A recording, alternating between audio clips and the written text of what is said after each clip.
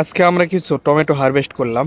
আমাদের প্রায় 15-20টির মতো টমেটোর গাছ রয়েছে, এই যে দেখতে পাচ্ছেন। তো এগুলো নেট দিয়ে ঢেকে রাখা হয়েছে, পাখি প্রচুর এটা খেয়ে ফেলে, রাখে না।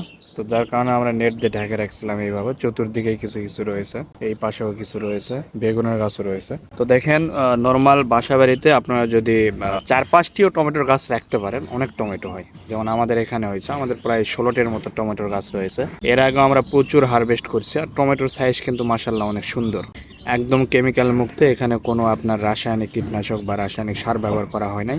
অর্গানিক সারের মাধ্যমেই কিন্তু এই টমেটোগুলো আমরা পাচ্ছি। তো যার কারণে আপনারা চেষ্টা করবেন যে আপনার ছাদে খুব বেশি বড় লাগে না, ধরেন আপনার 3-4 গ্যালন একটা ব্যাগে আপনি কিন্তু 2টি করে টমেটোর গাছ লাগাতে পারবেন। আমরা যে যে বেডে লাগাইছি দেখতে পাচ্ছেন এখানে।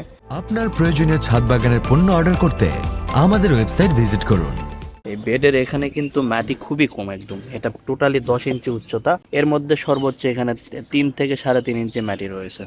তো মাটি খুব বেশি লাগে না, যদি পর্যাপ্ত আপনার খাবার থাকে মাটিতে তাহলে হয়ে যায়। টমেটোর হয়তো বা আপনি 3-4টি টমেটোর গাছ লাগাই দিবেন, এরপরে 4-5টি বেগুনের গাছ লাগাই দিতে পারেন। তো এইভাবে আপনারা চাষাবাদ করতে পারবেন। এছাড়াও আমরা আরো দেখা যাচ্ছে যে বিভিন্ন ফলের গাছ লাগাইছি ছোট ছোট ব্যাগে, দেখার জন্য। এই ছোট্ট ব্যাগগুলোতেও ফল কিন্তু ধরবে, এরকম একটা পজিশনে চলে আসতেছে।